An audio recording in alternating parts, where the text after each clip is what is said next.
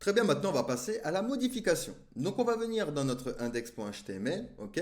Et juste après, du coup, notre balise table, d'accord? Juste après notre bouton même, et ben on va rajouter un formulaire ici. Donc hop, on va faire formulaire pour modifier un livre. Ok? Donc ici on va se faire une div avec un ID, l'ID formulaire modification. On va lui mettre également un style, mais juste après, on va le faire un display none, d'accord? Ensuite, on va faire un form avec l'ID, alors form, pardon, avec l'ID du coup, modification form, ok, nickel. Ensuite, un H2, modifier le livre, alors, pardon, form. L'action ici, on ne va pas s'en occuper. On va faire un H2 donc avec modifier le livre, voilà. Ensuite un label. Label for nom du livre, donc ici on va mettre nom du livre, ou alors nom livre modif, vu qu'on est dans la modif, comme ça on a bien un ID qui veut dire quelque chose, un libellé qui veut dire quelque chose, donc nom livre modif, et ici on va dire non. Ensuite ici je vais faire un input avec le même ID, d'accord, le nom livre modif au niveau du for, c'est pour les lier. Hop, de type texte, et on va rajouter également name. Donc le name, ça va être la même chose, nom livre modif. Ok, nickel. On peut rajouter un BR pour faire un saut à la ligne. On aurait pu le faire en CSS. Hein. On va rattraper le input et le label et on va le dupliquer une fois, deux fois, trois fois. Ok, donc ici on aura description. Ensuite on aura le prix et le stock. Ok? Donc, on va faire la même chose donc pour le prix ici. On appuie sur Alt et tout en restant appuyé sur Alt, vous voyez, je peux éditer sur plusieurs endroits en même temps. Donc ici, ce sera prix, livre modif. Ok? Ici, ce sera stock, livre modif. Hop, stock, livre modif. Parfait. Alors là, et là, hop, nickel. Et pour la description, pareil, ici, ici et ici, on va changer avec description livre modif. Ok? Ensuite, tac, tac, tac, on va venir ici. On aura du coup deux boutons. Ok? Un bouton de type submit, d'accord? Pour modifier, donc pour soumettre le formulaire. Donc type, on peut mettre submit et un bouton avec l'ID close btn, donc close button, et on va mettre ici annuler. D'accord? Si jamais l'utilisateur, par exemple, veut annuler sa modification. OK? Donc, du coup, là, on va avoir notre formulaire, OK, qui est ici. Parfait. Nickel. Donc, on va venir le styliser, déjà pour commencer. Donc, on vient dans le style. Et juste à la fin, on va sélectionner forme. Donc, display flex, flex direction column. On les veut en format colonne. On va lui donner une max width, donc une largeur maximale de 400 pixels, puis une width de 100%. Et on va le centrer avec margin 0 auto. OK? Ensuite, je vais prendre les labels. On va leur donner un margin bottom de 8 pixels. OK? Ensuite, ici, je vais prendre input et text area. Text area. On va leur donner du padding à 10 pixels, un margin bottom de 12 pixels, un petit border de 1 pixel solide, et ici on va mettre du CED4DA, et un petit border radius de 4 pixels.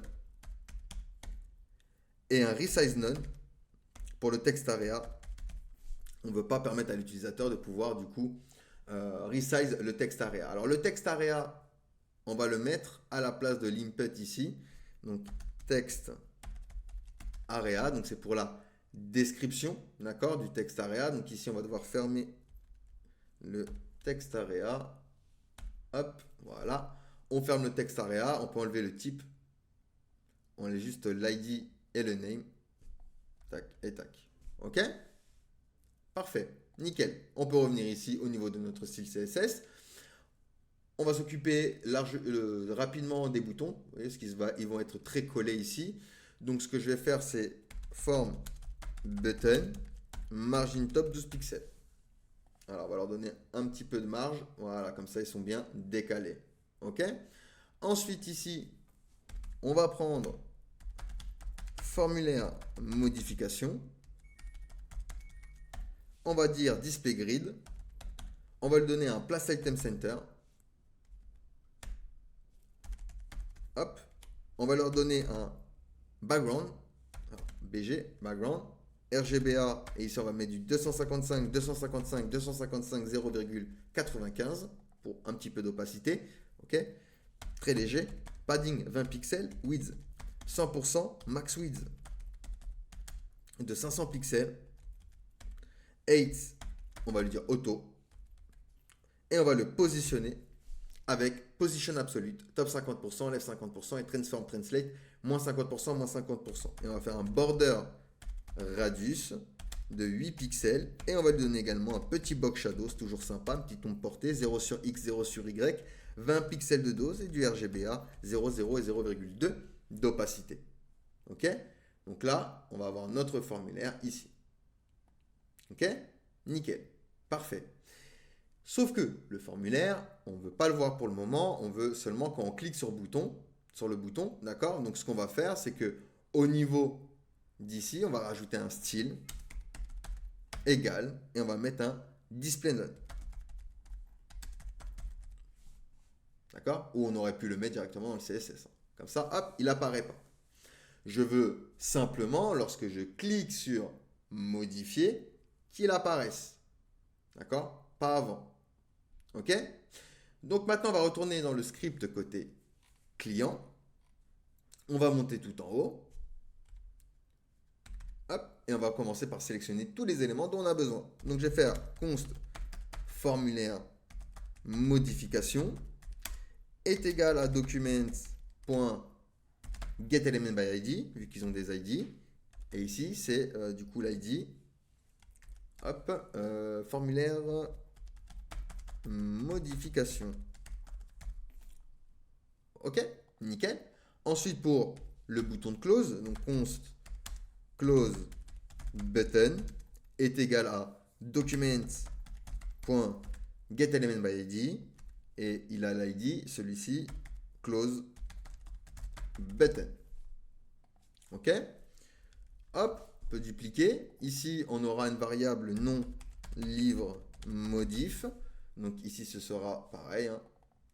Hop, l'ID non livre modif. Ensuite, on aura description livre modif. On aura besoin de ça également. Donc ça aussi, on va le copier et le mettre ici. Là, l'ID description livre modif. On aura également pris livre modif. Même histoire. Hop, je le prends. Il a l'ID et stock. Donc ici, je le duplique une nouvelle fois et ce sera ici stock. Stock livre modif. Parfait, parfait, parfait, parfait. Donc là, on peut se mettre nos petits points virgules. On va venir faire une variable qu'on va appeler livre en cours. Alors, en cours de modification ID. Hop, et on n'assigne pas de valeur. On le met comme ceci. OK? Nickel, nickel. Donc maintenant, on va aller dans la variable que l'on avait créée, modifier bouton ici, que l'on avait du coup sélectionné. OK? Donc lorsqu'on va sélectionner ce bouton, on va vouloir charger une fonction que l'on va appeler charger livre pour modification. Donc ça, c'est une fonction que l'on va créer et on va lui placer livre ID. D'accord? Quand on avait enfermé l'ID dans une variable. OK? Une fois que j'ai fait ceci, alors je vais pouvoir venir ici, au moment où on a charger notre livre, on va déjà, hop, lui dire que close button, donc on va rajouter un événement à add event listener, lequel, lorsque je vais cliquer dessus, alors hop, pardon, hop, lorsque je vais cliquer dessus, ça va me lancer donc une fonction qui va me faire un formulaire modification, point style, point display, et on va lui dire est égal à none. Donc quand je vais appuyer sur le bouton annuler, d'accord, il ferme la modale. OK? Ensuite ici, je vais également rajouter un événement, donc à qui? À l'objet window, lequel le clique, et même histoire, lorsque on va cliquer à côté de la modale, donc là, hop, hop, lorsqu'on va cliquer à côté de la modale, on va également fermer la modale. Donc pour ça, ici, je vais lui placer un paramètre, le paramètre event, hop, et ici, je vais lui dire if, si event.target est strictement égal à formulaire modification, alors dans ce cas-là, bah, tu display none également. OK? Donc maintenant, on va pouvoir venir en bas. Alors, on va pouvoir récupérer. On n'a pas fait de démarcation ici. Je crois qu'on l'a fait que ici. Donc, ce qu'on va faire, hop, on va se le prendre également ici. Hop, on va se le coller là.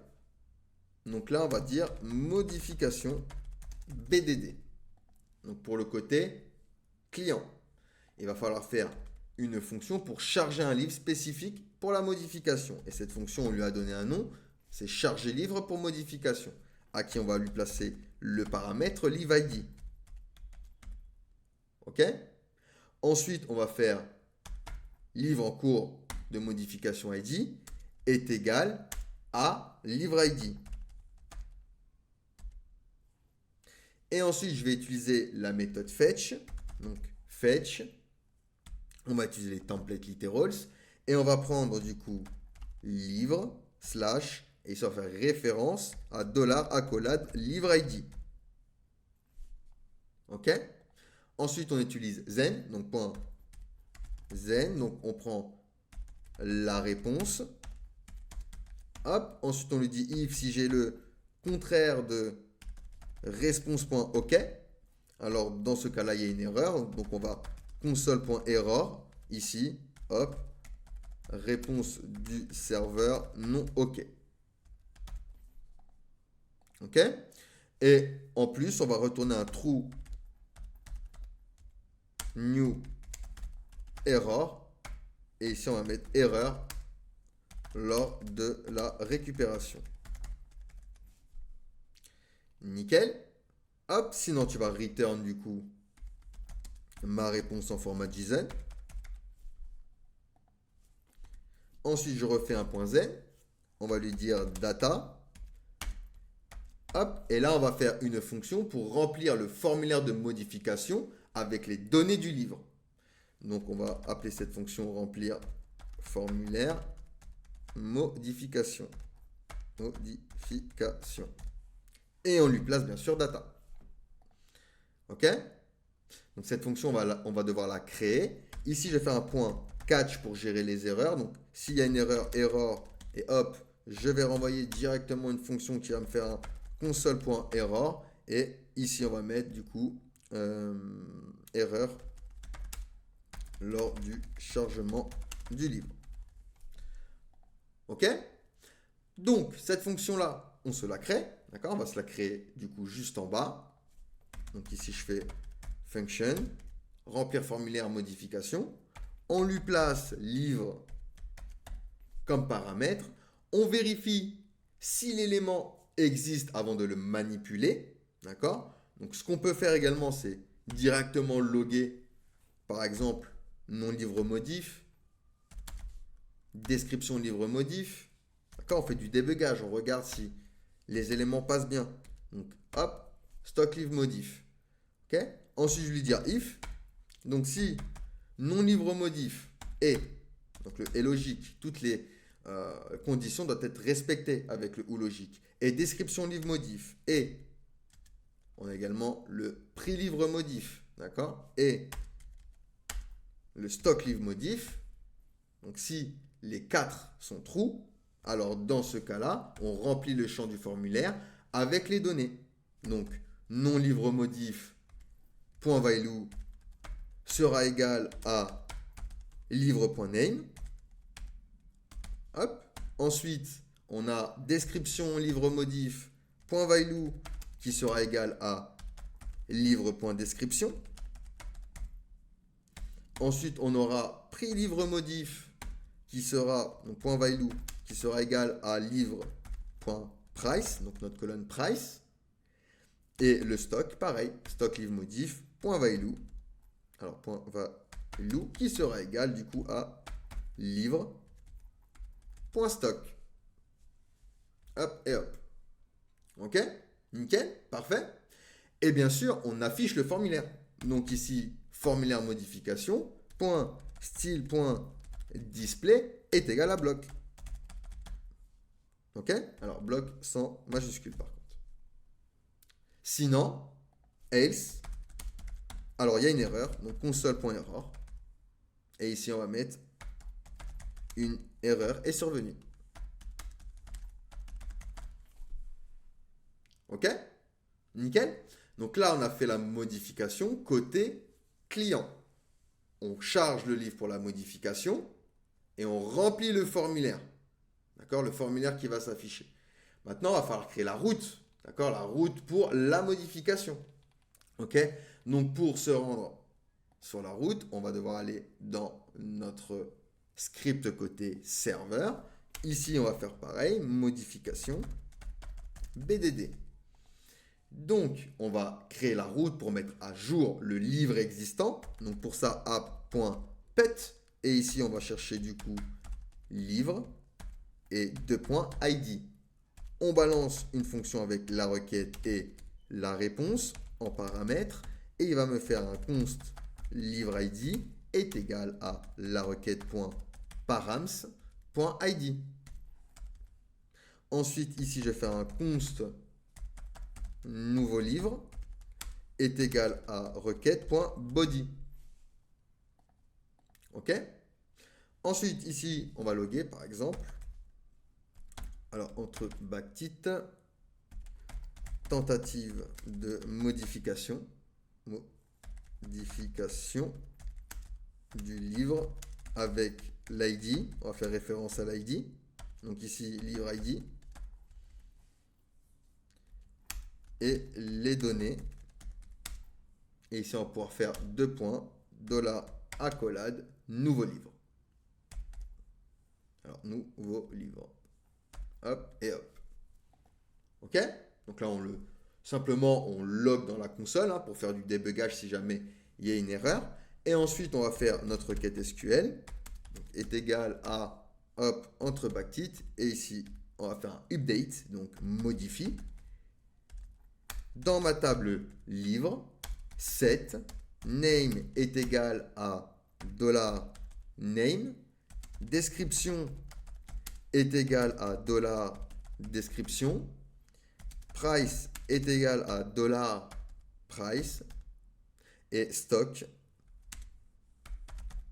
Alors, stock sera également à $stock. Where si ID est égal à $ID. Ok? Nickel. Ensuite, on va pouvoir exécuter notre requête. On a fait une requête préparée et ça, on va pouvoir l'exécuter, cette requête.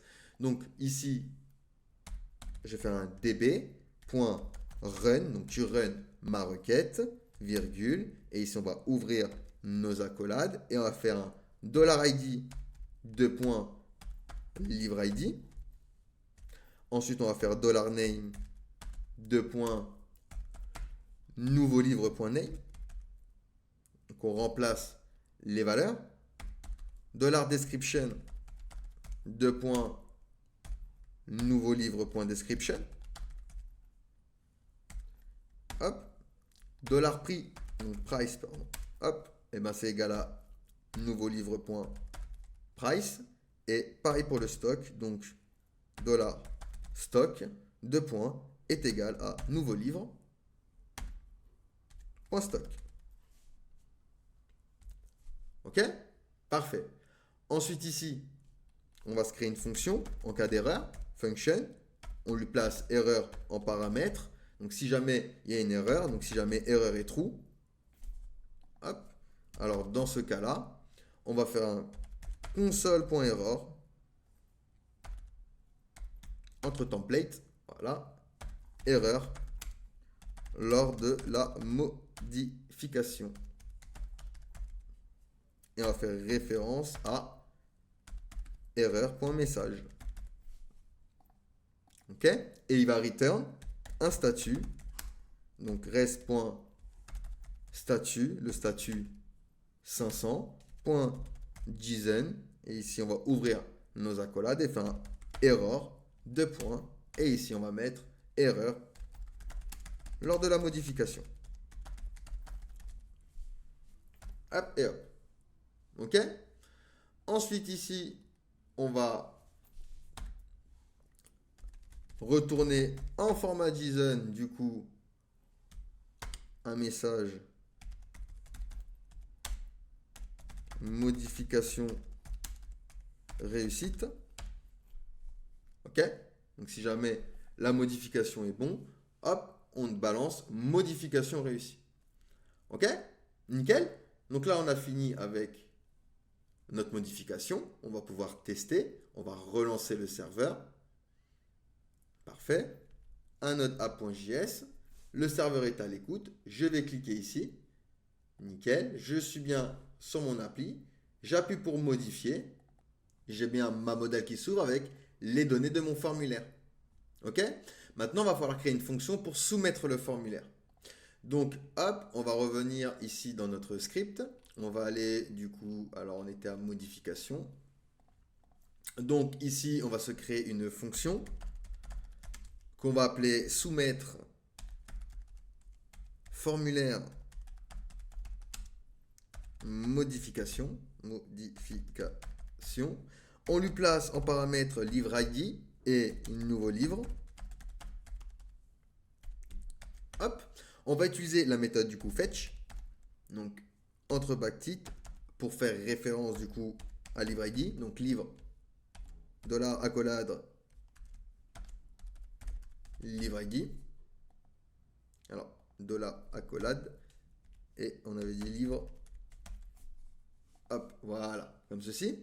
Ensuite, on va se faire une petite virgule et on va dire que on utilise la méthode du coup pet, ok, pour modifier. Et on aura l'objet headers, donc avec juste le content type. Donc ici, on va faire un content type. Et ici, on va faire application JSON.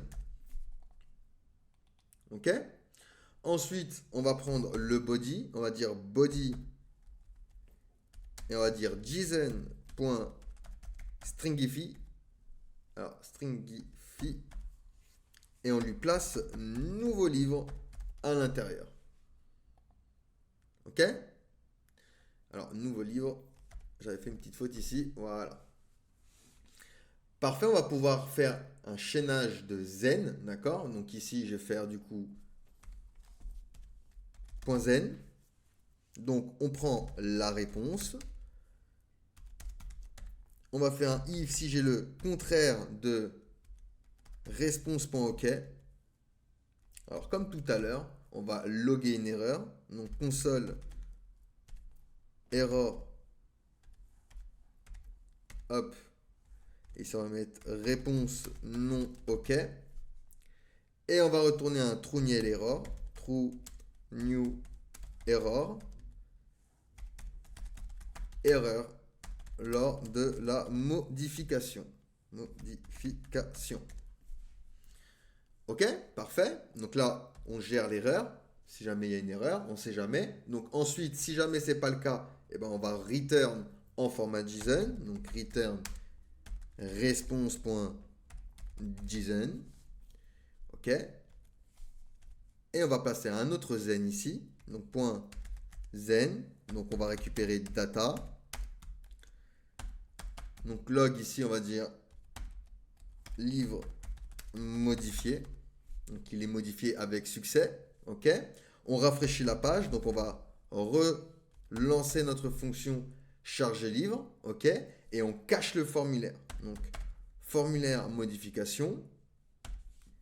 Point style. Point display. Et on va le placer à none. Alors hop. Point style. Point display égale none. OK. On gère l'erreur toujours au cas où s'il y a une erreur avec catch. Donc catch si erreur est retournée. Donc on retourne console error. Une erreur est survenue. OK. Ensuite, on va écouter la soumission du formulaire. Donc pour ça, alors là, on va se mettre un petit point virgule. Donc pour ça, on va créer une fonction, une variable.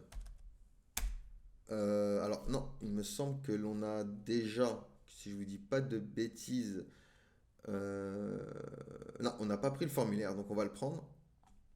On va le mettre ici. Donc modification form. Donc là, on prend le formulaire, hein, égale document.getElementById. Et du coup, on va rattraper le formulaire du coup qui a l'ID formulaire modification. OK. Donc ici, on va lui dire modiform et on va lui rajouter un événement. Lequel événement lorsqu'on va le submit, donc lorsqu'on va envoyer les données. Alors dans ce cas-là, on va envoyer une fonction avec event comme paramètre. Pourquoi event? Pour effacer le prevent default des formulaires. Hop, donc ça va éviter de recharger la page lorsqu'on va soumettre le formulaire. Ensuite, on va lui dire const nouveau livre est égal à un objet avec name nom de livre modif.value. Ensuite, description. Hop, description livre modif.value. On fait pareil pour le price. Donc price, et là, on va s'assurer qu'on a un nombre, d'accord, un nombre flottant. Donc on va faire parse float, d'accord. Et là, on va mettre prix. Alors, prix livre modif.value. Pareil pour le stock. On va vérifier que c'est un nombre entier. Donc, on va utiliser un parse int, d'accord. Et on va lui placer du coup stock livre modif.value. Hop et hop. OK? Nickel. Ensuite, on vient ici et on va lancer du coup la fonction soumettre formulaire modification avec en paramètre livre en cours de modification ID et nouveau livre. OK? Parfait. On va relancer le serveur. Hop, nodeapp.js. Le serveur est bien à l'écoute. Je clique dessus, c'est bon. On va cliquer sur modifier. Le livre est bien ici. Je vais changer par exemple le nom du livre. On va dire hello. Je soumets ma modification. Hop, et j'ai bien hello à la place du nom. Vous voyez? On peut réessayer avec par exemple le prix. On va mettre un prix plus haut. Je modifie, le prix a bien changé. On va essayer pour le troisième. On change le stock. Hop, et ça a bien changé. Donc là, on a réussi à rendre fonctionnel notre bouton modifier.